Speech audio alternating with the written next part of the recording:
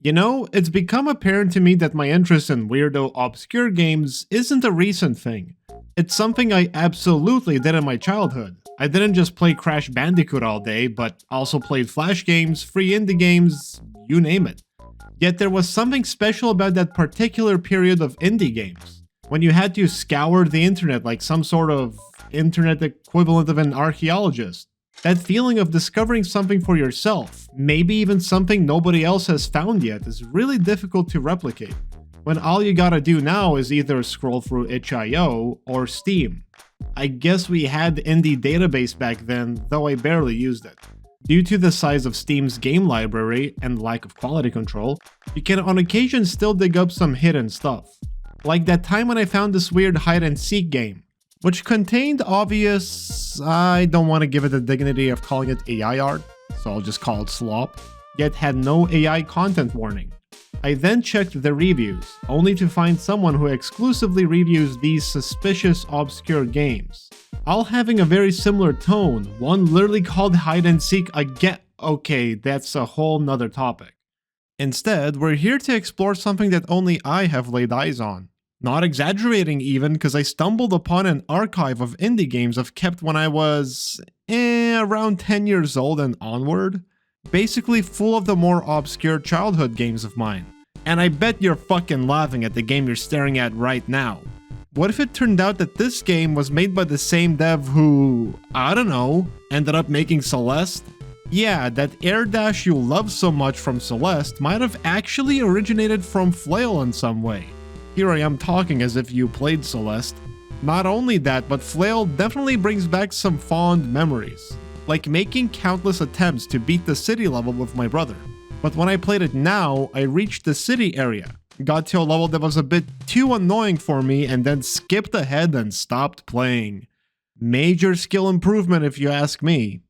A challenging platformer that's worth a check if you're into those. Here's one that was a YouTuber game at one point. Sumotori Dreams. The word game is used fairly loosely with this one. It's more of an interactive screensaver. Through most of the game, you will quite literally watch these buffoons stumbling into each other, or unable to stand up because the smallest debris are in their way. And on occasions, when everyone somehow successfully stands up, they will do a bowing animation. Quite the rare sight, that one.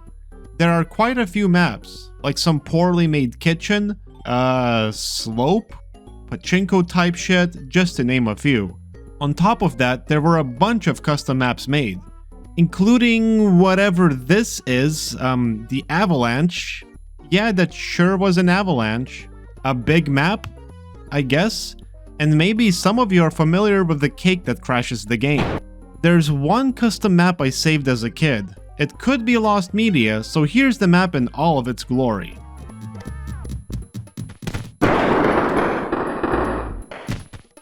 Yeah, this was enough to fetch you the big bucks. Different times, huh?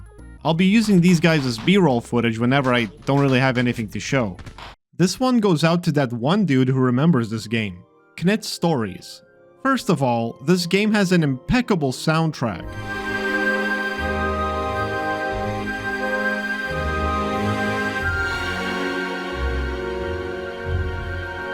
The kind of shit you'd expect to hear in a movie.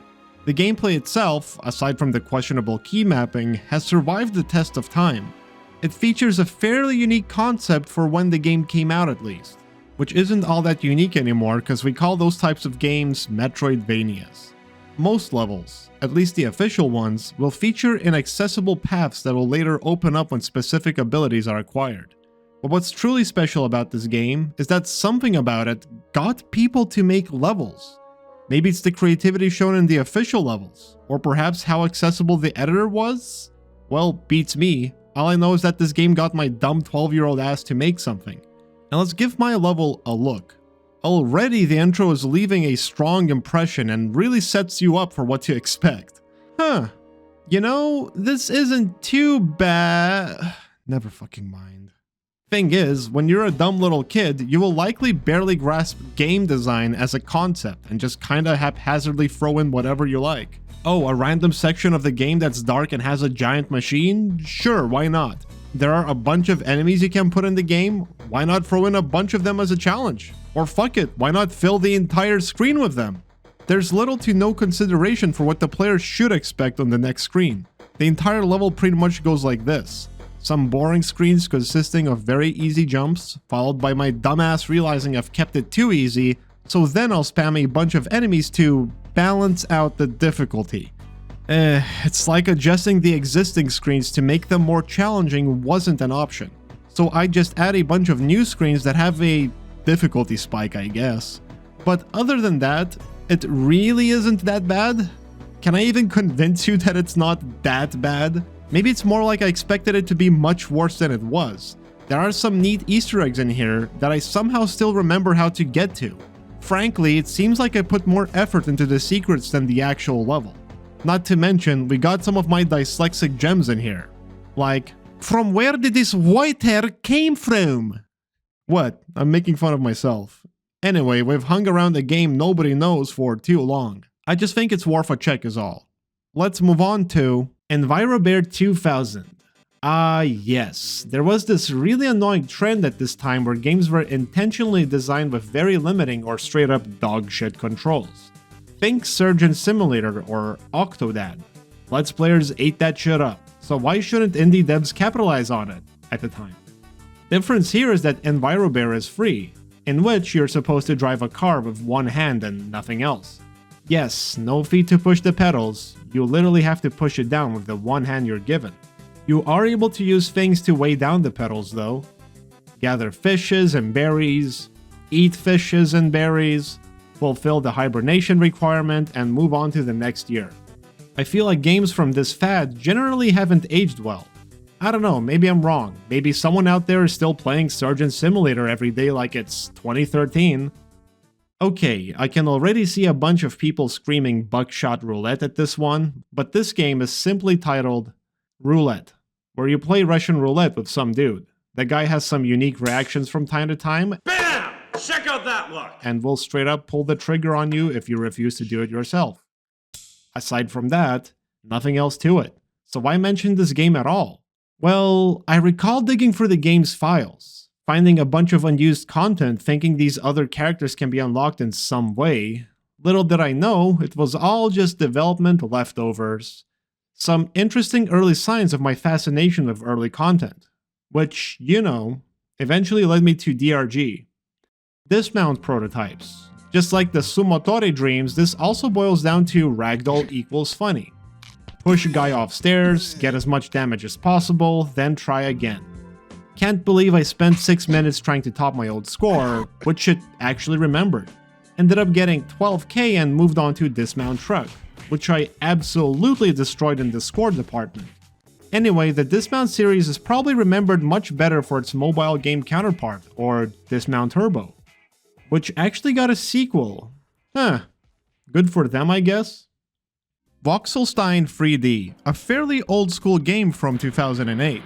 You immediately start in a jail cell where you very slowly chip away at the bars to get out of there. So yeah, the big twist here is that the entire map is pretty much destructible, and the very silly enemies. The map itself is kinda surprisingly detailed and contains some edgy jokes to say the least. There are also a bunch of secrets, usually consisting of rooms you gotta break into. But we'll get to this one in a little bit. Gameplay-wise, I do have to say it's about what you'd expect from the classic Wolfenstein games, where you just kinda hope that you shoot the enemy first and hope that you get hit as little as possible. Well, another cool part of this game is how easy it is to customize it. There's literally a config file just sitting there defining a bunch of values. First things first, let's fix that shitty knife. Now let's add a couple of zeros here, a couple zeros there, and here are the fruits of my labor. Perfect. Hey, when I said this map is entirely destructible, I really meant it. Now to finally pop that door open. The knife is still taking too long, so I'll just plant the bomb. Oh, whoops, I think I added too many zeros there. Anyway, finally breaking through the door, we'll find Liero Xtreme specifically, which I think was based on Open Liero or something like that. It's some hyper-modified version of the original Liero. Oh, what is Liero? It's a classic DOS indie game with the idea of making worms real time. You dig through dirt and shoot various things. It's still pretty fun if you can look past the awful controls, honestly. Plus you can play a web version of it, so no downloading is needed. Wait, you have no idea what worms is? Oh no. Anyway, I was pretty obsessed with Liero Xtreme at one point. Have no intentions of obsessing over it now.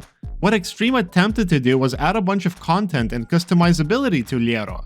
Plus, it made making custom maps very easy. Which, well, I ended up making my own.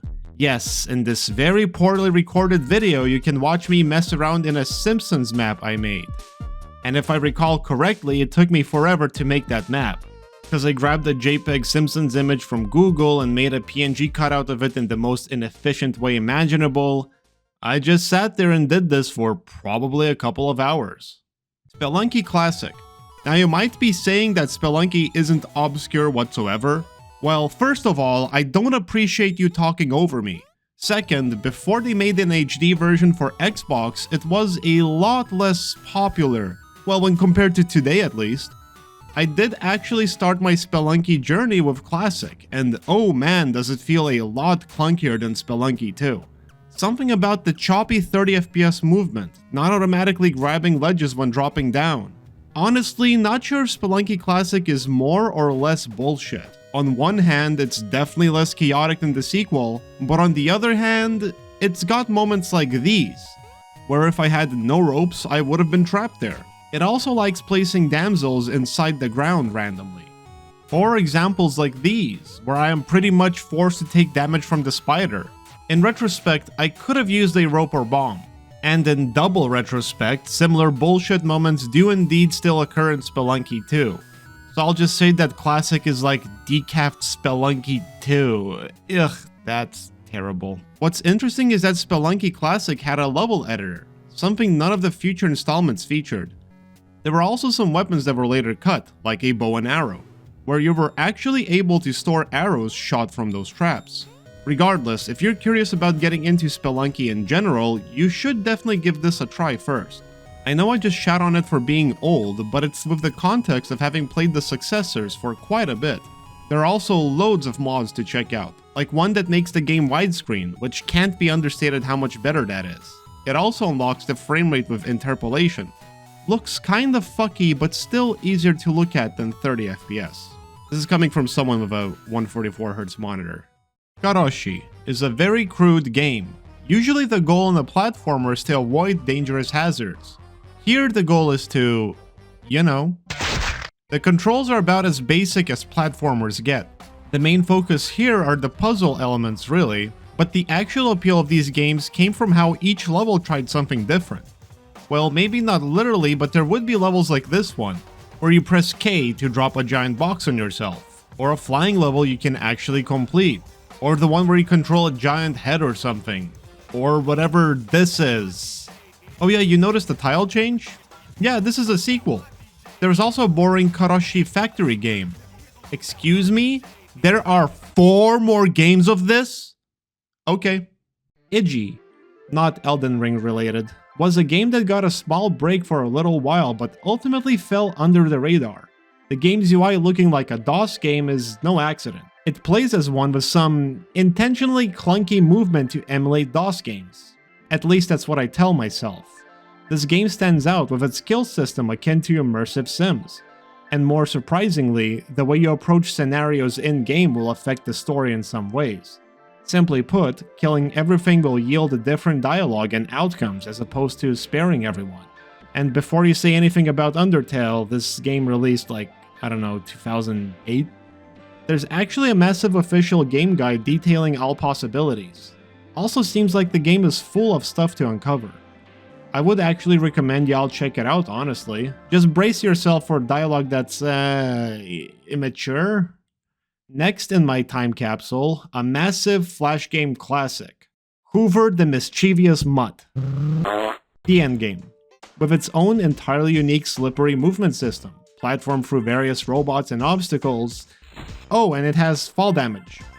Apparently, it's sure to drive you insane as you keep attempting to perfect each level by collecting all the gold. But my desire to collect all the gold has died many years ago, along with my 15-hour save file that's now lost forever. Please use cloud saving if you're gonna put your games up on Steam. Oh, I am talking about N++, because this game technically got re-released twice, as indicated by the 2 pluses. It is the version I'd recommend playing, has all the levels, and looks the nicest, even if it has done irreparable damage to me. And now for a childhood classic that nobody's ever heard of. Platinum Arts Sandbox. From the name alone, one could assume this is a Garry's Mod situation. But this is a lot more like an in-game map editor. You kinda scroll wheel and make blocks appear, you can spawn in models and move them around too, make a map of your choice and then wonder if you can even save it. Let me tell you about the crazy stuff I've constructed for this video. That's right, a block penis. I don't know how to feel about it. There are better and simpler ways to create stuff in a familiar space where people will actually experience it. Even new ones coming out relatively soon. Just like there are better ways to practice game development. This is a really weird game that doesn't do either job super well. You know, looking back on this is really fucking dog shit, not gonna lie. I'm really sorry to the dev. Let's just move on. Now we're entering a new territory of sorts. I actually kept adding to this collection up until 2018, so the last 2 games aren't a decade old. Well, as of this video. This one saw a huge explosion in the YouTuber scene. The Very Organized Thief, and shut the fuck up. And honestly, the game kinda deserved it. I found the gameplay quite addictive. First few playthroughs you'll be figuring out how the game works. Opening the safe, even if successfully, will trigger an alarm that'll have the owner coming back early. Apparently your thieving ass getting caught terrified some people? To circumvent the alarm, you first gotta cut the power. Oh, that was the wrong wire. Whoops. Once you understand the environment and the gameplay, next up is mastering it. This is where you enter the speedrunning phase, collecting all the required objects and bonus money as quickly as possible, all while escaping scot-free. Also, what's up with the development? I remember quite well that they called this a prototype, implying there was a bigger game in the works. The developers seem to have vanished entirely, with some traces of a planned sequel still there. Which we might see someday? Maybe? Saving the most headache-inducing for last. Maybe stop watching the video here if you don't want one of those. Memory of a Broken Dimension. I feel like the visuals of this game are accidentally a great representation of a migraine. But in the context of the game, it does make sense for it to look so fucked up. A very unique take on how a broken dimension could look like. The goal is to restore bits and pieces of the dimension, restoring something that you can just barely perceive. Is all of this visual noise worth the trouble though? While I was enamored the first time I played this, the game was not as effective to me this time around. An interesting concept, where the gameplay boils down to stand at the correct spot and look at a specific angle to make thing appear, is underwhelming to say the least. Apparently this was meant to be a demo. The developer from time to time still works on the full version, but at this point, if you're waiting for it, just don't. If it happens, it happens. Not losing out a ton if it won't. Could be a neat game if it does happen. Talking about these development hell indie games makes me think of a certain other game, which maybe I'd bring up if it had a perceivable pulse. Something about burritos, something about galaxies and 65s. Whatever, let's just wrap up the video. Overall, going through my digital time capsule was quite intriguing, not to mention nostalgic. I, of course, didn't showcase all the games in the collection, because some of them I just don't have much to say about.